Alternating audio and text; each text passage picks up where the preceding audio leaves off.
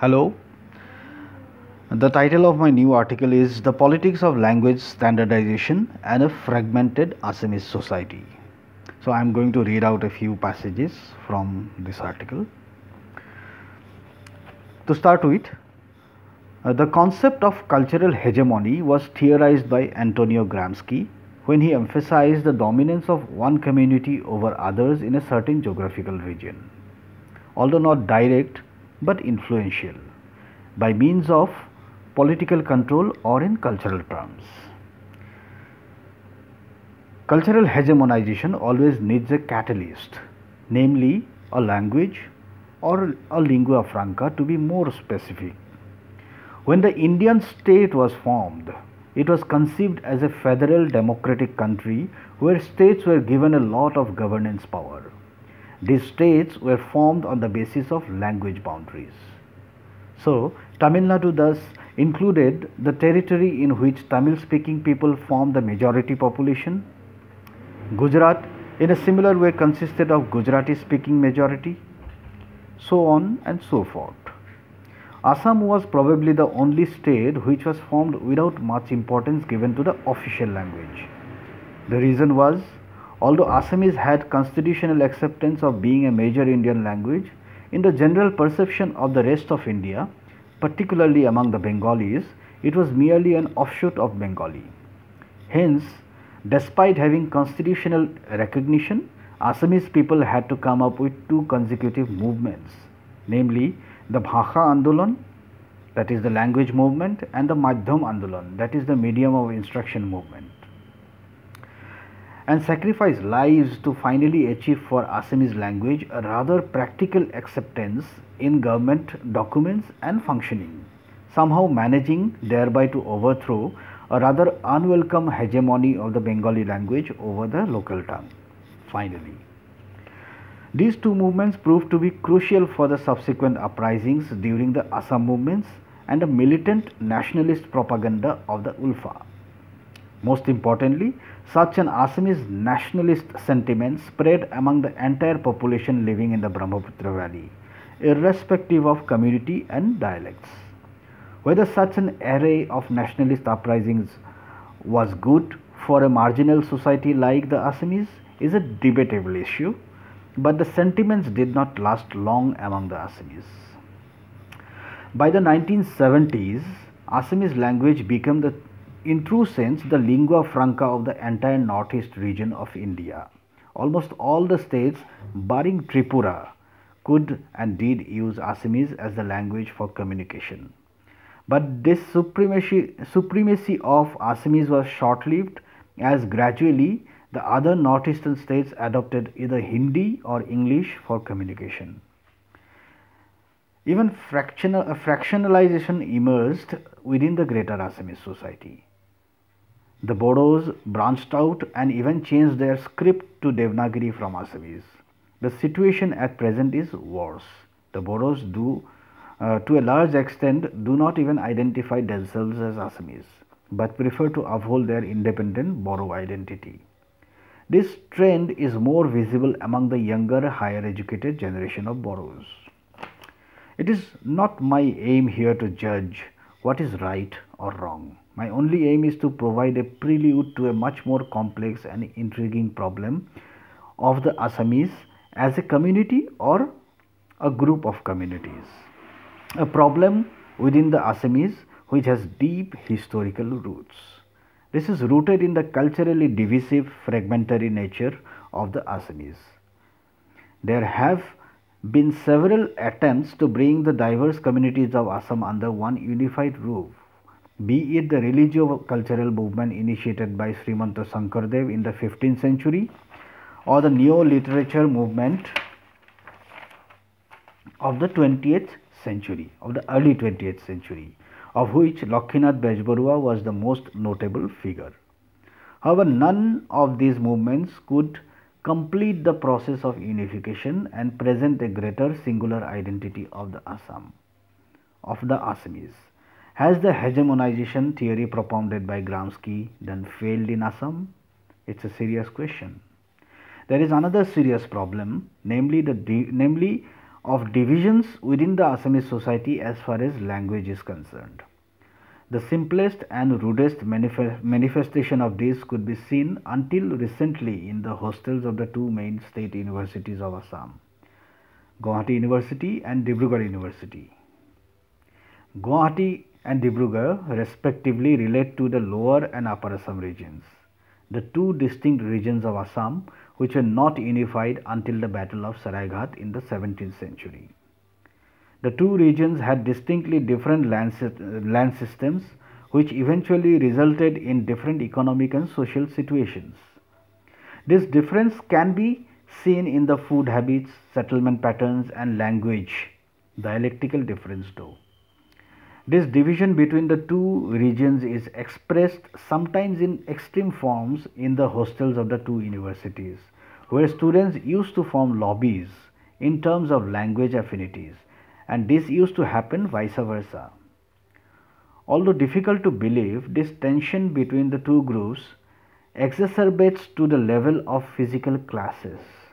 This Cold War between the Lower Assam language and the Upper Assam language can be seen among the mature lot too, especially people working in government offices and other noted private and corporate bodies.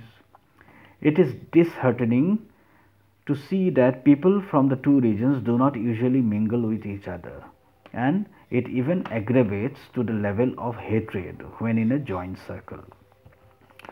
Although this obvious difference is often not discussed in the learned circles, and in the entertainment sector this has been used as a comic relief, the ordinary people are not immune to it. The people of Upper Assam take pride in their form of Assamese language to be the standard tongue, which has been used in the literature, although with grammatical modifications, and use derogatory remarks for the people of Lower Assam, the most common of them being Dhekeri, a term which was originally the name of a certain area in Kamrup district in the medieval period, but has now become synonymous with Lower Assam people speaking the rude version of Assamese. The people from the Lower Assam, on the other hand, have developed a sense of low self-esteem and inferiority complex. They often try to imitate the Upper Assam tongue, which has often resulted in disastrous use of the language. This inferiority complex in a way has developed a sense of distrust among the people towards the Upper Assam people. This difference is permitted across the Assamese society to the most diminutive levels. Lack of historical knowledge and even lack of interest in the past is one of the reasons why the Assamese society falters time and again and never gets united. The history that is taught in schools and colleges is also biased and represents the viewpoint of the contemporary dominant group. For example, the medieval period of Assam has often been considered to be belonging exclusively to the Ahoms, and it has been repeatedly emphasized that it was but for the Ahoms that the Assamese society has attained present state of being. Thus, the role of the Kos and the Kosari kingdoms gets neglected. The history of Assam has often been misrepresented, and this fact in itself needs serious reconsideration. Likewise, the history of the formation of the Assamese language vis-a-vis its standardization is an aspect that has rarely been scientifically analyzed. The role of Asamiya Bhasha Unnati Khadini Sabha, an organization for the development of Assamese language founded in 1988, is worth mentioning in this context. The establishment of this organization is often said to be a landmark in the history of Assamese language and literature. Among its most important projects was the standardization of the Assamese language, which it planned to do by removing some grammatical and orthographic anomalies and introducing some appropriate new words. Although language standardization was not a concerted approach at the beginning, by the late 19th century, the Assamese spoken in Upper Assam, the center of the more powerful Ahom kingdom, was becoming accepted as standard modern Assamese. A certain bias of the then Assamese scholarly people can be surely discerned here, as although not often mentioned, most of the scholarly people belong to that region only. The language of Lower Assam was gradually being considered outdated and rude. What was the scene prior to this process of standardization? This is a question that has been thoroughly avoided by even modern scholars. Banikanto Kakoti, who has produced perhaps the most important works on the construction of Assamese language, takes a more scientific and liberal view on this, conceivably because he belonged to the Lower Assam region.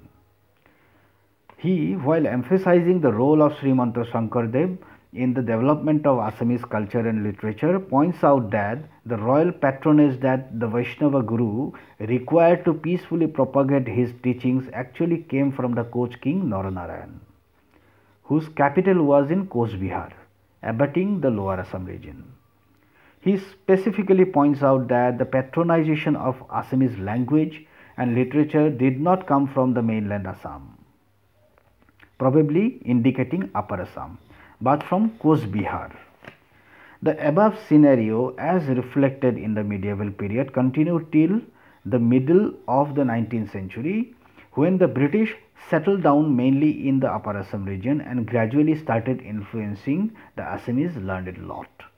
Prior to this, Assam was usually identified with Kamrup, and the standard language was considered to be Kamrupi. All the other dialects spoken in the region, such as Rajbangshi, Gwalporia and West Bengali, have close affinity with Kamrupi. In Upper Assam, there existed several Tibeto-Burmese languages along with Assamese, and it is difficult to ascertain which was more dominant over the other. Although the standardization process of Assamese started in the early 19th century, it never became totally accepted by the tribal groups of Assam. By the late 20th century, several tribal groups started finding subnational identities through a process of revival of their own languages. As this revivalism started getting more acceptance, the strength of Assamese language as a binding force began to reduce, and petty nationalism and segregation movements started taking place.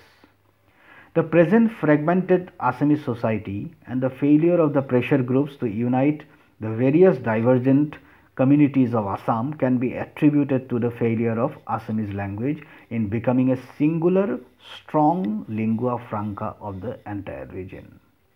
This needs serious rethinking. The weakening of the language has resulted in a significant drop both in the volume and quality of literature produced and readership in Assamese. Influence of other Indian languages has also corrupted the current form of Assamese language, both spoken and written, and there are very few who have actually spoken in the open air about it. Thank you.